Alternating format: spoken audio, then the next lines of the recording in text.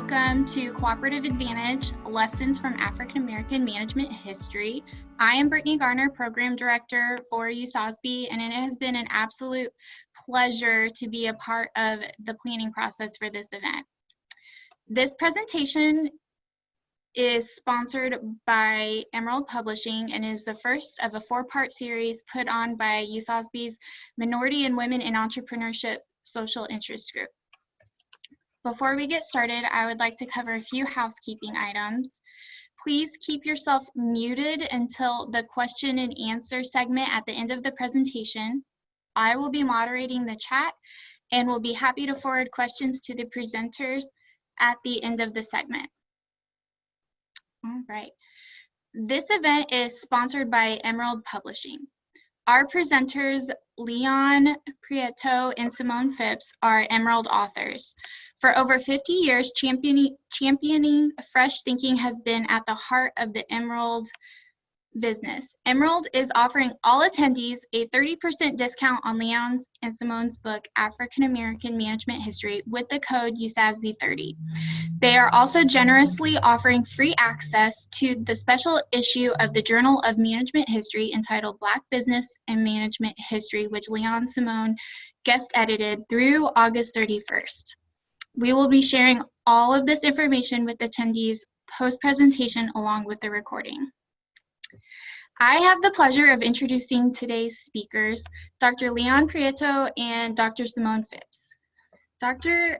Leon Prieto is an Associate Professor of Management at Clayton State University and Associate Research Fellow at the University of Cambridge Judge Business School Center for Social Innovation.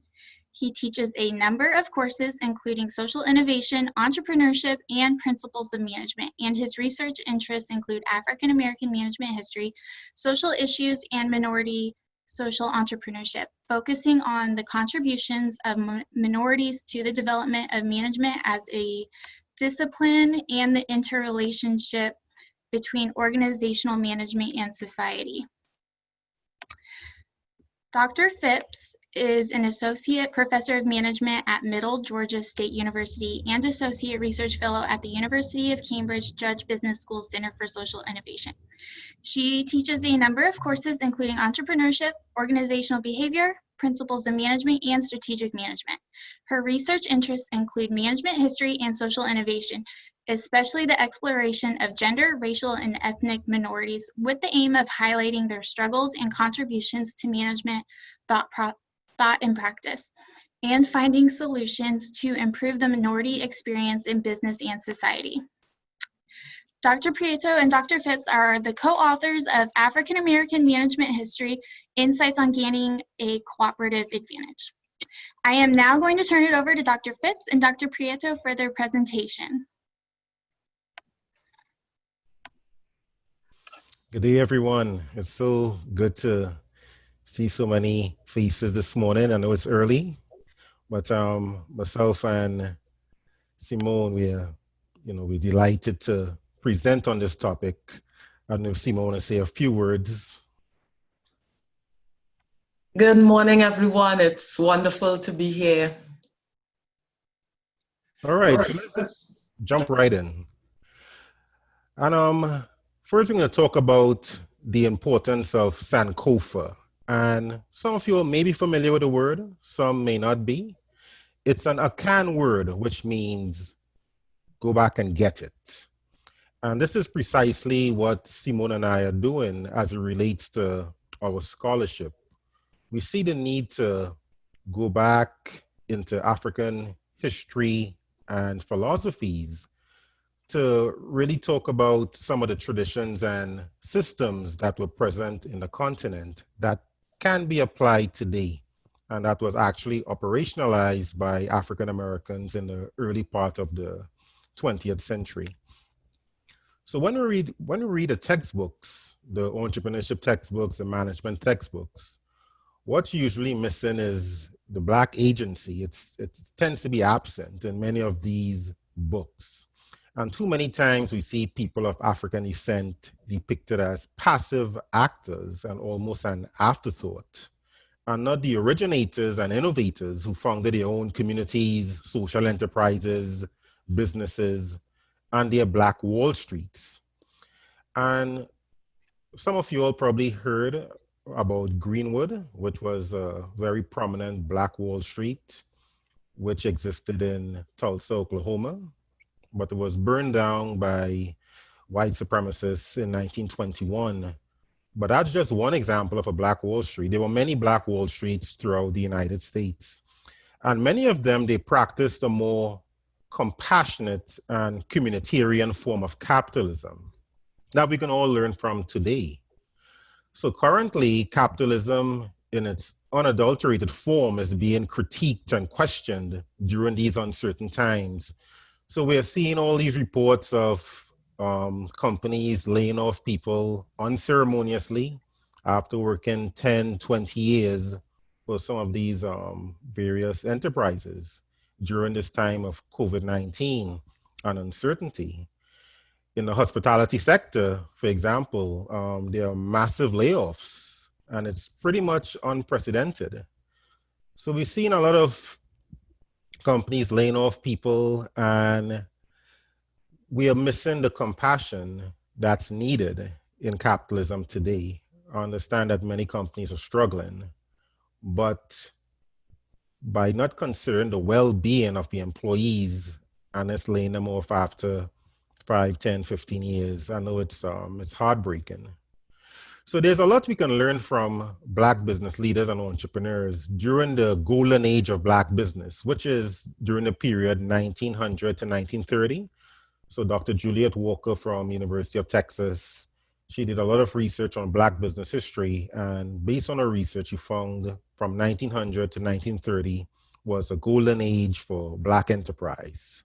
And Simone and I, we hypothesize one of the reasons success was experienced during that time period was because of this tradition of cooperation that was practiced by a lot of entrepreneurs of African descent. So these Black business pioneers experienced tremendous goodwill and support and financial performance, even during that turbulent period in the United States. So they pursued a cooperative advantage, which was influenced by African traditions during those trying years in American history. And cooperative advantage, we're going to talk more about it, but it was influenced by this African philosophy known as Ubuntu. So in the continent of Africa, there are a number of traditions of cooperation, and they have different names, but one of the more prominent names is Ubuntu. And this is an African tradition that embodies the spirit of cooperation within African societies. And it can be translated to mean, I am because we are. People like Nelson Mandela, people like Desmond Tutu, they embody this philosophy of Ubuntu. And they spoke about it a lot in their speeches and writings. And according to a scholar by the name of Bangura, there are three main tenets of Ubuntu, which is spirituality, consensus building, and dialogue. And present-day businesses may benefit from adopting these principles, and we'll go more in depth into these principles a little later on. But Simone and I, we are making the argument that we need to spend a lot of time talking to our students about the importance of reflecting on some of these African traditions and philosophies, and also the contributions of the hidden figures in Black business that are not really covered in management and entrepreneurship textbooks. So African-American business leaders and entrepreneurs, they fully embraced and operationalized some of these African traditions and philosophies, and then they made great contributions in their respective communities. But however, they were omitted from the textbooks. And there was even a class offered by Harvard Business School. It was taught by Professor Stephen Rogers. The class was called Black Business Leaders and Entrepreneurs. He felt the need of integrating Black management and entrepreneurship history into the curriculum. So in an article that was written by the Washington Post, Professor Rogers was quoted as saying, "We have a curriculum that is not inclusive. We're like a donut with a big hole in the middle.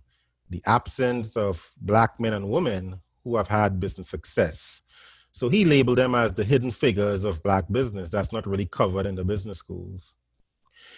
And then Cummins and Bridgman, in one of their papers, they wrote that there's a greater need for diversity in management education. And there needs to be a rethinking of the way management history is relayed. So there's a push right now to include more Black management and entrepreneurship history in the curriculum to provide a more complete education that informs and inspires students. Let me turn over to Simone, and she's going to talk about cooperative advantage. Okay, so the African traditions like Ubuntu were steeped in cooperation, and these African American business leaders benefited from cooperative advantage, as Leon mentioned. So what is cooperative advantage? That term refers to the benefits that an organization possesses and accrues due to its people-oriented and people-centered approach to engendering spirituality, consensus building, and dialogue for the benefit of the employees, customers, and community. So pretty much for the benefit of all its stakeholders, which we prefer to refer to as their professional family, instead of just thinking of them as just stakeholders, people who have a stake in the business. So let's look a little bit more in depth at these tenets: spirituality, consensus building, and dialogue. And I'll start with spirituality. And a lot of times when we hear about spirituality, we think religion. But spirituality is not about religion and religious ideals. It doesn't have to be about religion, at least.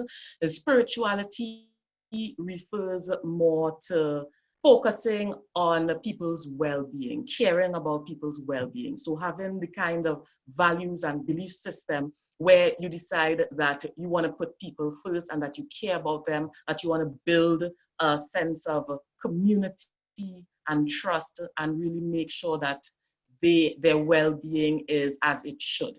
So how can you create that sense of spirituality as a business leader or as an organization? It's about the culture that you try to nurture in that organization.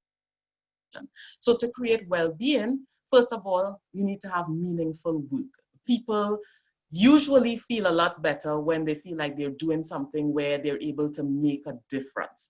And so we need to follow the lead of these Black business pioneers and create jobs that give people a sense of purpose, a sense of pride in what they do. Also, creating a sense of community is important. And this sense of community is important within the organization. And you also want to build that sense of community with those outside of the organization as well. In other words, the larger community at large.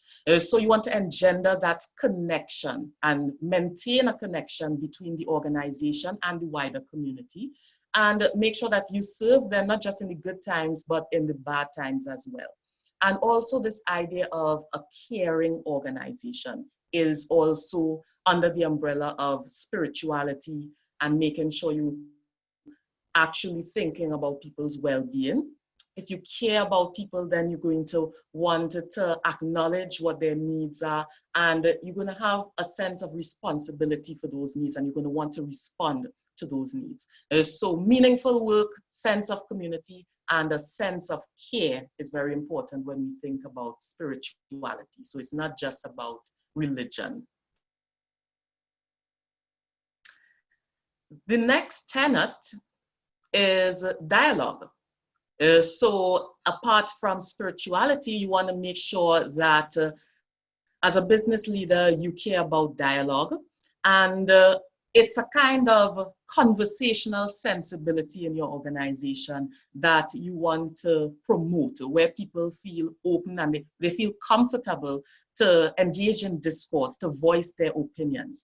And so to achieve that kind of trust where people feel free to open up and to engage in dialogue, first of all, you need to build intimacy. People are not going to want to share their opinions if they feel that their leader is distant from them, or if they feel that they are distant from their leader. So that idea of building intimacy, you want to build a rapport, form that connection with the others in your organization.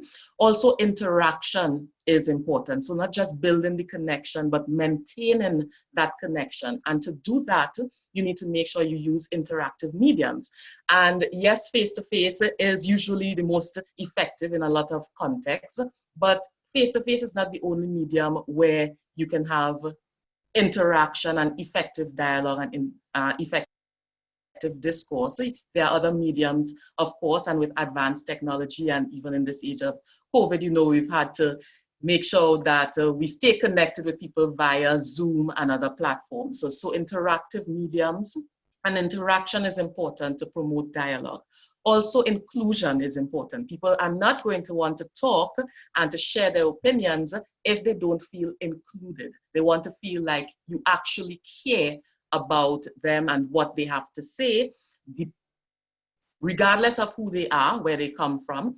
And you may be familiar with that saying, diversity is inviting someone to the party, but inclusion is asking them to dance. So they want to feel truly included in the process of decision making, etc.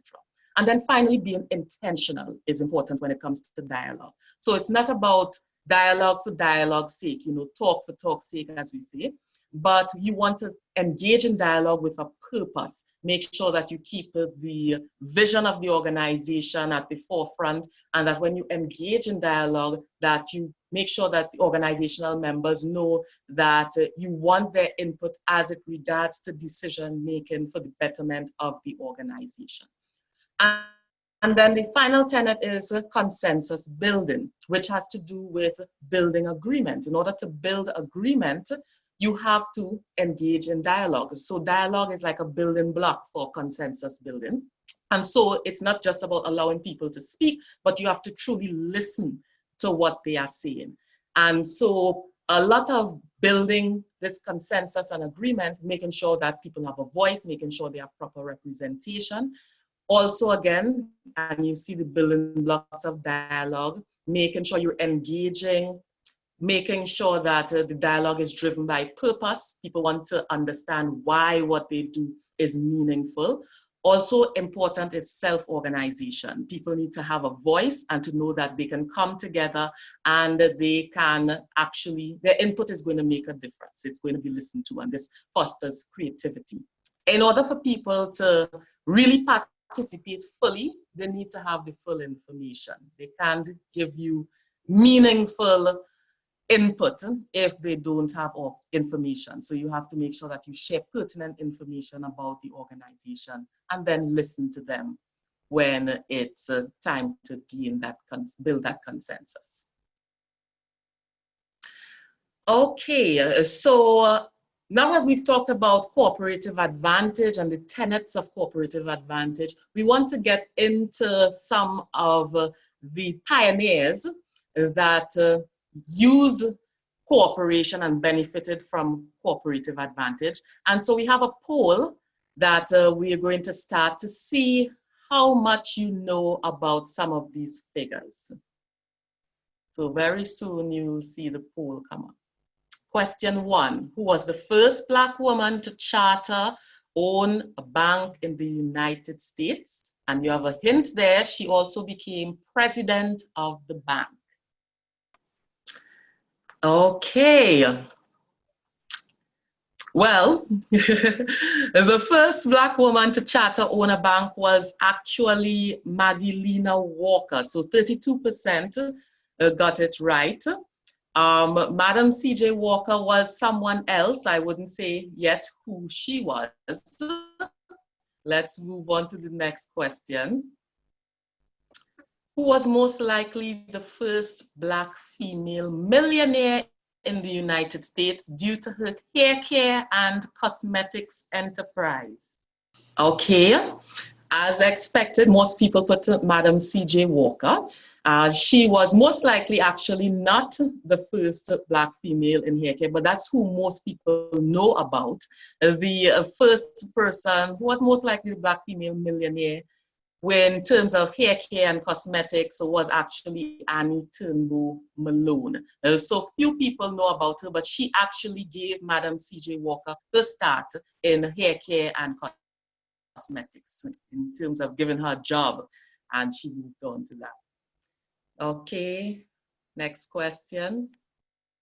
Who was born a slave, but later on owned a number of barbershops, including one considered the finest in the southern US. Then he entered the insurance industry, becoming the founder and president of a successful Black insurance company in Atlanta, Georgia, United States. A lot of people said Charles Clinton Spalding, but in Atlanta, it was actually Alonzo Herndon.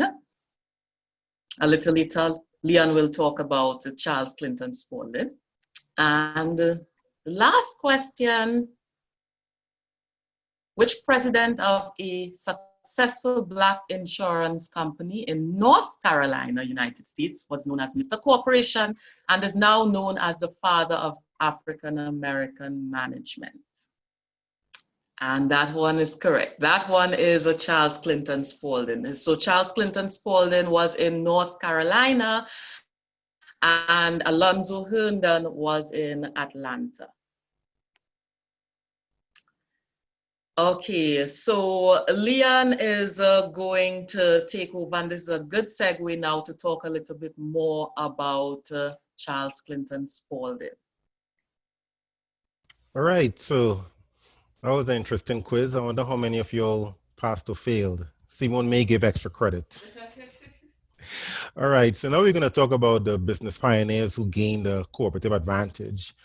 And we're going to spend some time talking about Charles Clinton Spalding, also known as Mr. Corporation, which is a fitting title because he embodied these traditions of cooperation.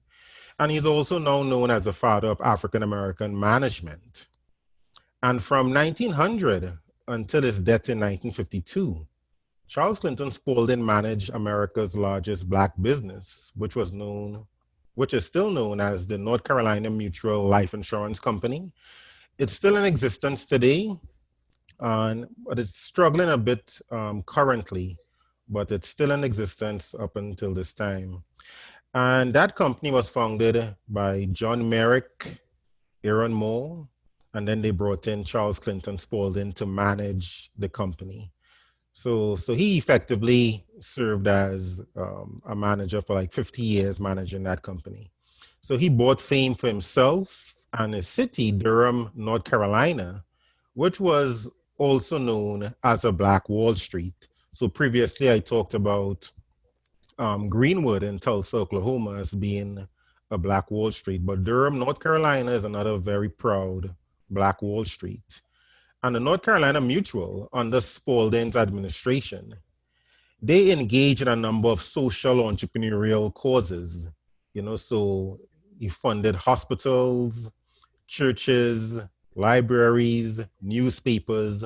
So him and his company were very active in the community. They uplifted the community of Durham, North Carolina. And Charles Clinton Spalding was so famous. Schools were named after him. I even met a gentleman a couple of years ago, an elderly guy, an older gentleman who was named after Charles Clinton Spalding. So Spalding was as popular as Oprah Winfrey in the early part of the 20th century.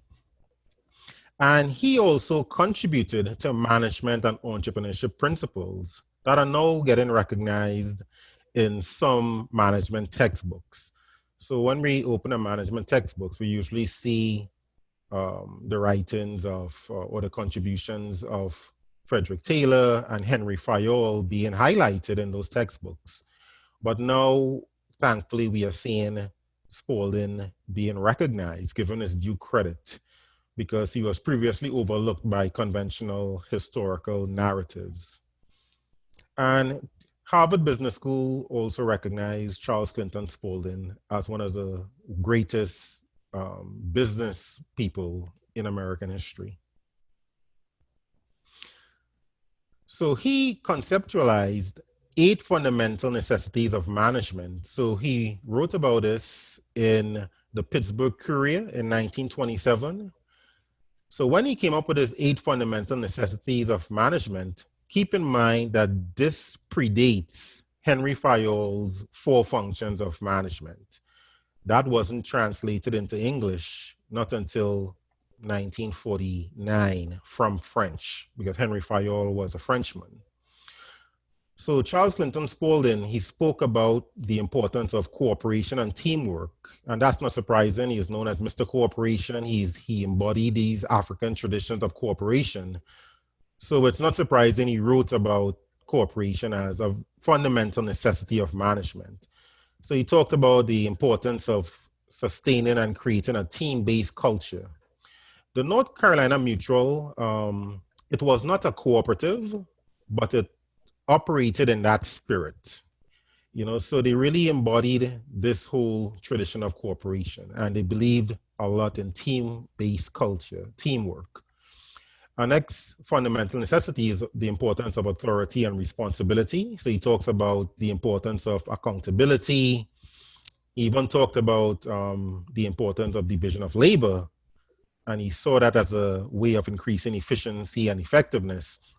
And he also provided a critique of historically Black colleges and universities when he talked about adequate manpower. He felt that universities were not doing a good enough job integrating theory and practice.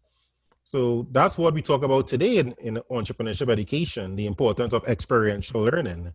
So he saw the need for experiential learning to prepare students for the corporate world. He felt that his company and others should serve as a business lab for students so they could gain those KSAs that will make them successful in the corporate world. He talked about feasibility analysis. He felt that businesses should conduct a feasibility analysis to assess the needs of a community to ensure that a new venture stands a chance in gaining some market share. Then he talked about the importance of an advertising budget, and he believed that small businesses need to allocate funds towards promotion to ensure business growth and survival. Then he spoke about conflict resolution. Since he believed in cooperation and goodwill, that's not too much of a surprise. And one of his other important writings was when he conceptualized the 4 cardinal points of entrepreneurship, and he wrote this in 1937. So he felt that entrepreneurs should have character. So he understood the importance of having integrity and honesty and discipline in business. And this is a mantra that he promoted throughout his organization and in his writings as well.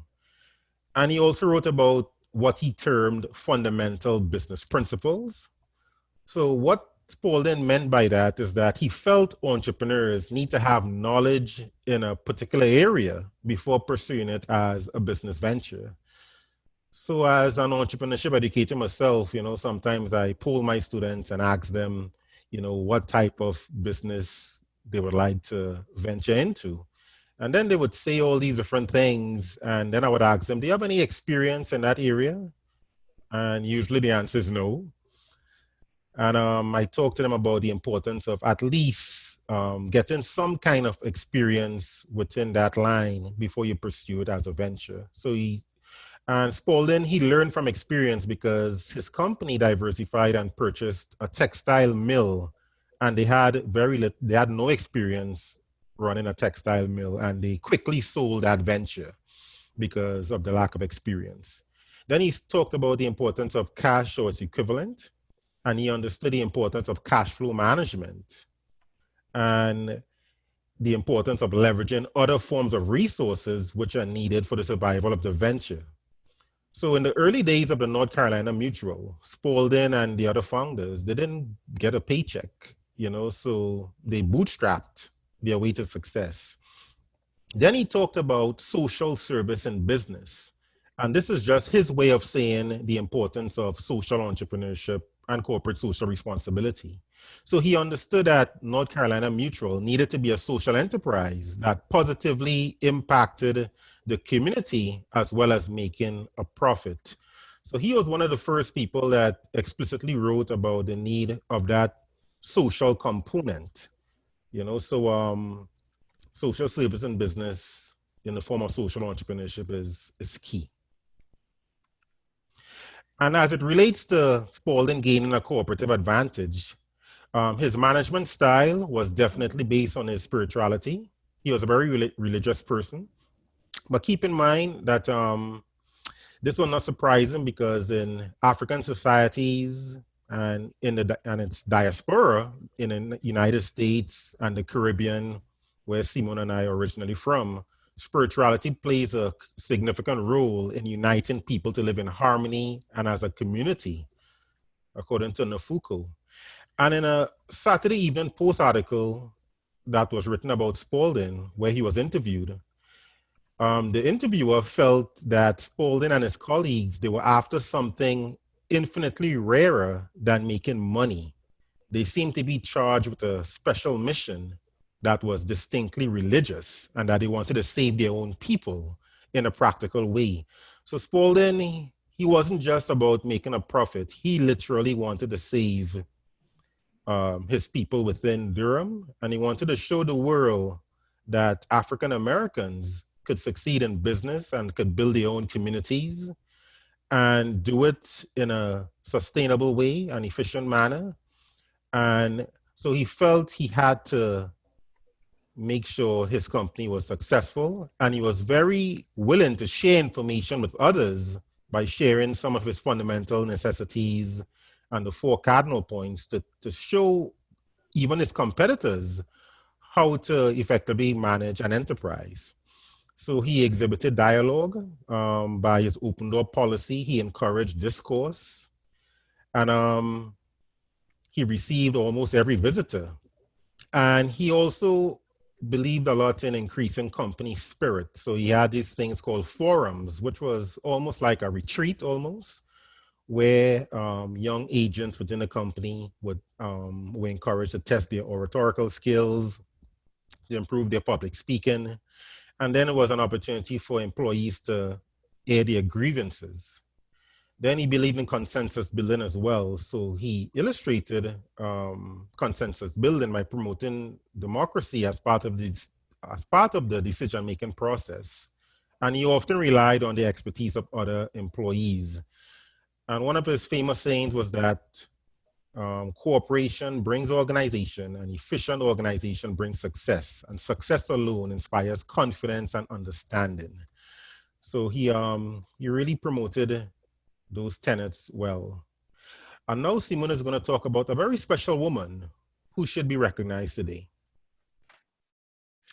Okay, so Leon talked about Spalding, and I am going to talk about Magdalena Walker, who we would like to be acknowledged as the mother of African American management, like C.C. Spalding is acknowledged as the father of African American management.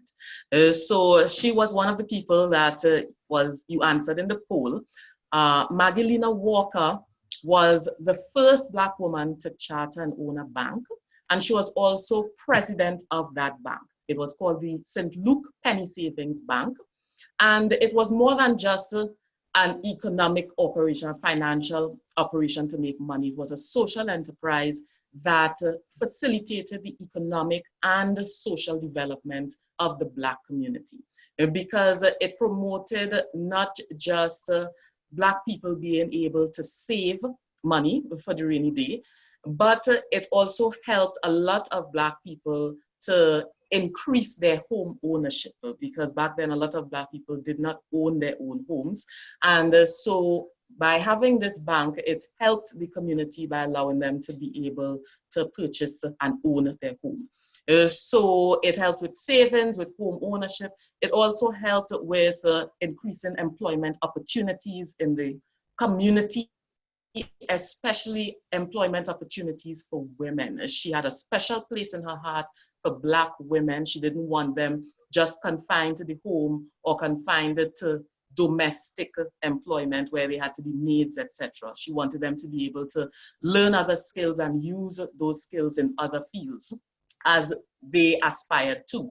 And so the bank was an opportunity for them to learn new skills and to be able to have a job there.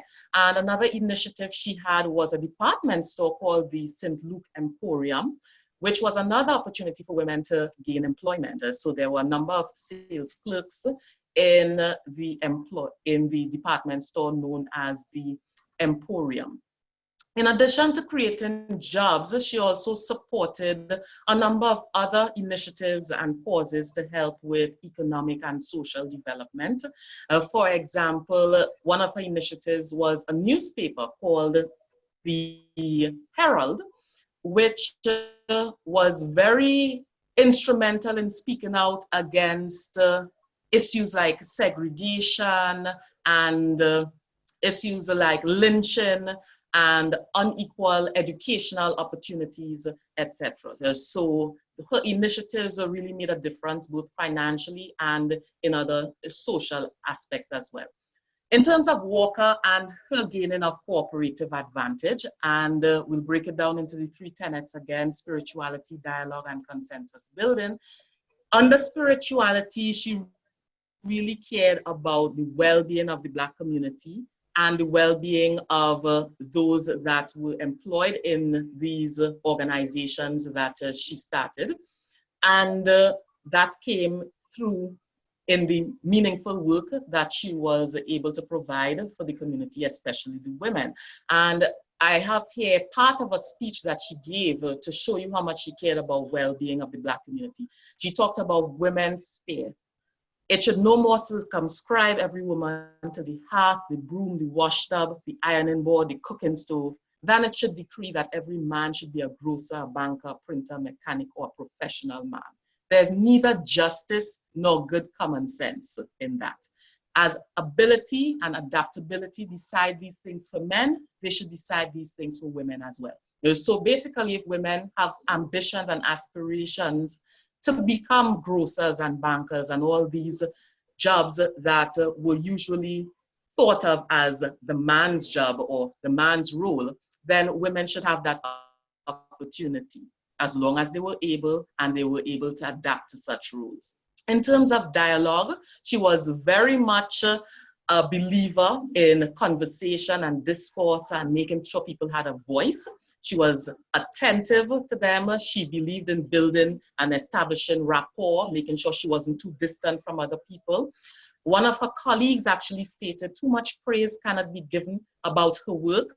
Early or late, rain or shine, sick or well, sacrificing time and home duties, giving her time. Whenever we needed advice, we sought her and she never failed us. So she was always available. Her door was always open for people to come and share their ideas, share their concerns, etc. And under consensus building, that idea of building on dialogue in order to create agreement, listening to community members. She engaged with her employees, her customers, and the community, listened to concerns. And then there was collective action. And so the idea of that collective action, it came because there was representation. Everyone had representation. Their voice was heard. And so they came to agreement, and then they had agency, actually did something about their ideas.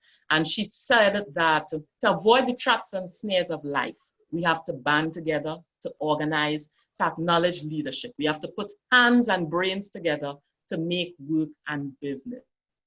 So she understood that idea of being unified and cooperating, building that consensus, and then having agency, working together to make sure that there was success. So her initiatives were the result of listening to concerns and including all relevant voices. And I already mentioned about the Herald, which was a newspaper, and she had other initiatives as well. So moving on, we talked about Spalding and Maggie and Walker. Of course, there are a lot of other business pioneers, Black business pioneers that we can talk of, but in the interest of time, we focus on those two. the lessons that can be learned from African American management history, what exactly can be gained?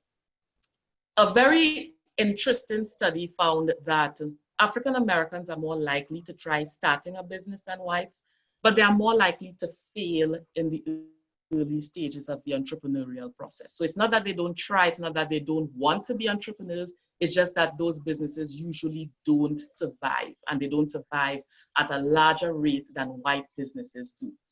And a lot of the Black communities lack that framework to create successful entrepreneurial role models. And we know that role models are very important for success because they provide inspiration and motivation, but also you can learn from role models when they share their experiences, in terms of the context that they are in, you can learn from their challenges, etc. And so having these Black role models who are entrepreneurs and business pioneers are very important. And so for today, we're going to focus on the students and why it's important to integrate African American management history into the classroom. For students of color, especially, examples of successful Black business pioneers increase entrepreneurial knowledge, entrepreneurial self-efficacy, and motivation. When they're in a classroom and they see these role models that look like them, their entrepreneurial knowledge increases because they're not just learning the same things that they may have learned from the white business owners or white pioneers who had different experiences. They were in a different context, they had different challenges. But these Black pioneers had similar challenges, like even today they are going to encounter. And so they can learn from those experiences, learn about the strategies that were used to be able to be successful despite the challenges. That's very important. Entrepreneurial self-efficacy, they say, you know what, I'm more confident now in my ability to succeed as an entrepreneur, because if they were able to make it, I can too. And so that in itself is a great inspiration and motivation for students of color.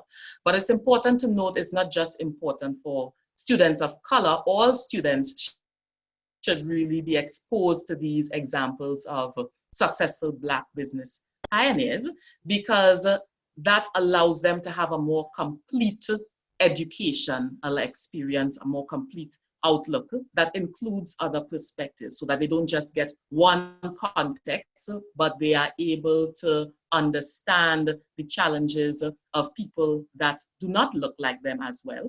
And so that would hopefully promote a greater understanding of others' contexts and the challenges that others face, and hence a greater sense of compassion that they can take beyond the classroom into the workplace after they graduate. So the implications of Black management history and integrating Black management history. Currently, there are a number of issues that are prevalent in the Black community. For example, unemployment. There's a great disparity in terms of unemployment and underemployment in the Black community. Also, you know about educational disparities, housing disparities, a lot of crime disproportionately in Black communities. And so these problems shouldn't be viewed only as problems that we have to address, but as opportunities to resolve them and make a difference. And so we need entrepreneurs and business leaders who reflect on the pioneers of yesteryear, and they exhibit that more compassionate and communitarian form of capitalism. Those entrepreneurs and business leaders who want to ensure the well-being of employees and the community and customers, and who actually care. And these entrepreneurs and business leaders are often educated, molded, and developed where in our business schools. And so it's important to integrate these figures in our business schools to make sure that they are known about and that people can learn from them and what they believed in, their values and their strategies. So the business school should facilitate a more inclusive and comprehensive curriculum that embraces African American management history and reflects the principles and practices that encourage cooperation. So for future inquiry, future research, it's really important to not just stop here, but to do more research, to explore and unearth more Black managers, entrepreneurs, and management thought leaders. And not only the men, but also research to unearth the Black women who contributed to management thought and practice. And we feel that it's important that there is investigation also in terms of experimental design, so you can actually measure the results of organizations that embrace these tenets of spirituality, dialogue, and consensus building to see how they benefit specifically in terms of it being measured from using these tenets. And so in conclusion, Black business pioneers like Charles Clinton Spalding and others, they got their start in business due to their involvement in systems of Black economic cooperation. And as we mentioned, that African traditional system of Ubuntu is one of those. But those systems of cooperation, they permeated their way into a more modern form of business within the United States and the rest of the Americas. And gaining a cooperative advantage, it's important to note that it is more than just increasing efficiency or maximizing profits. It's not about just the individual, but it's about the collective. So you want to build and maintain meaningful relationships with people in the organization and the wider community so that everyone can benefit. So you want reciprocity, mutual benefit. That's the idea behind cooperative advantage. So in business schools, when covering management history, it's important to learn about these African traditions and philosophies, as well as the African American business leaders and entrepreneurs, because they can play a role in making sure that there is greater cooperation when it comes to business and learning about these strategies. So thank you very much for joining us today. So this is the cover of the book, African American Management History, Insights on Gaining a Cooperative Advantage. And you'll got some information at the beginning about getting a discount thanks to Emerald. And so we want to open up for any questions that you may have.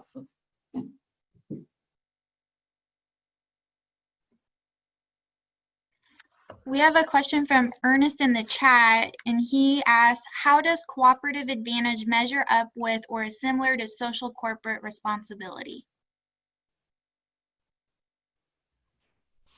How does cooperative advantage measure up to corporate social responsibility? Well, of course, there's an overlap, but cooperative advantage, as we mentioned, this really embodies the traditions of cooperation that was well practiced on the continent in Africa and also operationalized in the United States. So a lot of times there are some companies that engage in a performance. So corporate social responsibility might be performative and not very authentic, right? So cooperative advantage is a more authentic, meaningful, robust way of engendering community building by exhibiting that ethic of care. And as I said prior, it comes from a genuine and authentic place. And there are many companies that engage in corporate social responsibility, and it's just something they do, but nothing they really fully, truly care about. I even recently read an article in the Harvard Business Review about some companies engage in what is called corporate social justice. A person introduced that term, and they're trying to get companies to move away from corporate social responsibility because many of it is not very authentic and move towards corporate social justice. But cooperative advantage, it really embodies a more authentic approach to building and caring for your community. How might we raise our student entrepreneurship self-efficacy as it relates to spirituality, dialogue, and consensus? How do we raise our students' Self-efficacy. Okay, well, it's really important.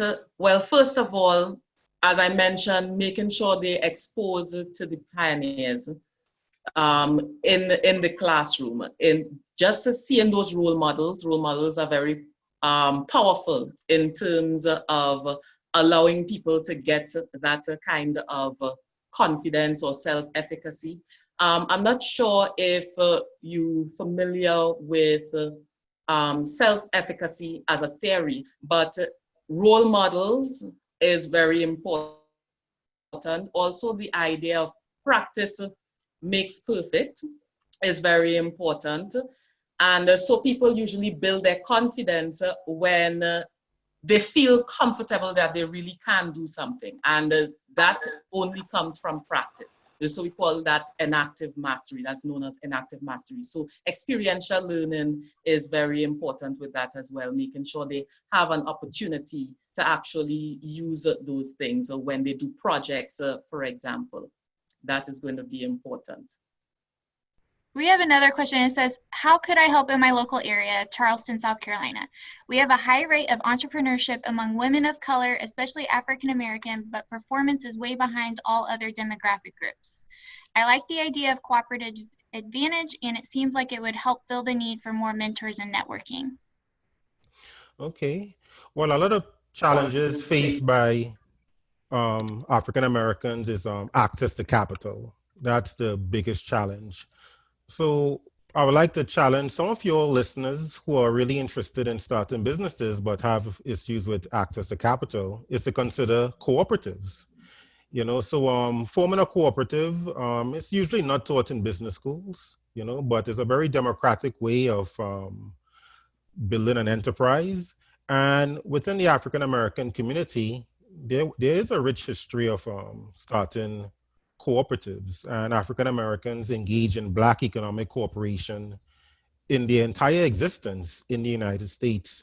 So W.E.B. Du Bois, leading scholar, leading philosopher, he advocated universities, especially historically Black colleges and universities, to teach cooperative economics because Black folk just didn't have access to capital. It was just a more efficient way of raising that capital together as a people, as a collective, and start these enterprises that will take that will take care of their financial needs, of course, and also tackle some of the systemic problems facing the African American community. So cooperatives is a good approach.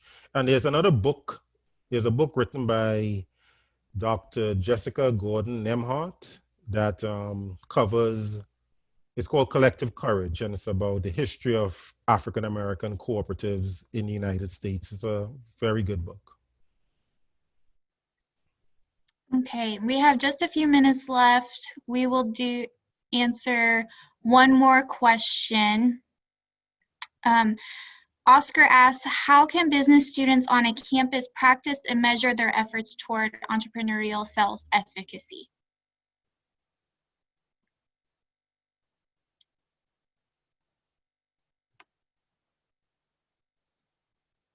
Okay. How can business students on a campus practice and measure their efforts toward entrepreneurial self-efficacy?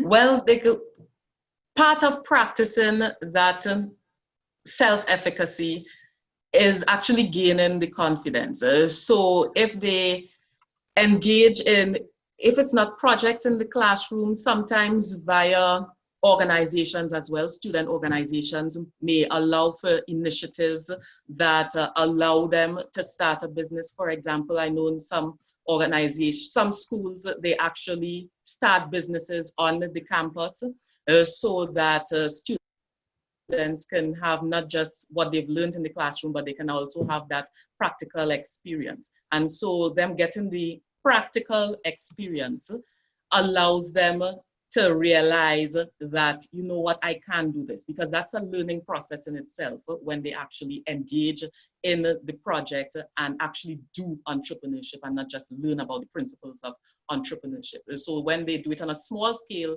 in class in the form of a project or in a school organization in form of starting a business, then they're able to learn as they go. They might make mistakes, missteps, and then they learn from their mistakes. They learn better ways of doing certain things that they can then apply to that project. And it's in on a smaller scale and in a more protected environment as well, that will allow them to build that confidence so that when they get out there in the real world and they start a business, then they have more confidence. All right, well, thank you very much. We will, I will take all of the future questions and I'll forward them to the facilitators of the next session. We would like to thank Emerald once again for sponsoring this webinar.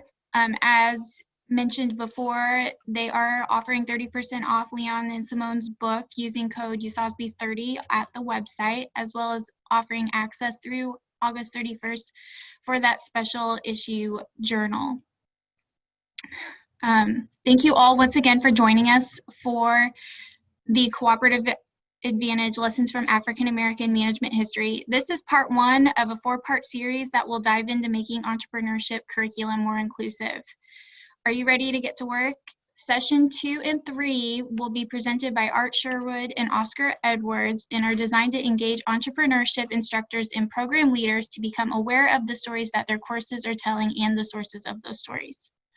Session 2 will be on September 16th at 1:30 p.m. Eastern and is for new and current USASBE members. If you are not a USASBE member, please feel free to reach out to me for more information as well as with any other questions. Session 4 will be a half-day workshop during the USASBE 2021 conference, which will work at deconstructing, reimagining, and reconstructing at the course and program levels with the aim of building cultures and belonging where all involved have meaningful opportunities to participate and succeed. Thank you all for joining us. Thank you, Leon and Simone, for such a wonderful presentation. We appreciate it all. Have a wonderful day.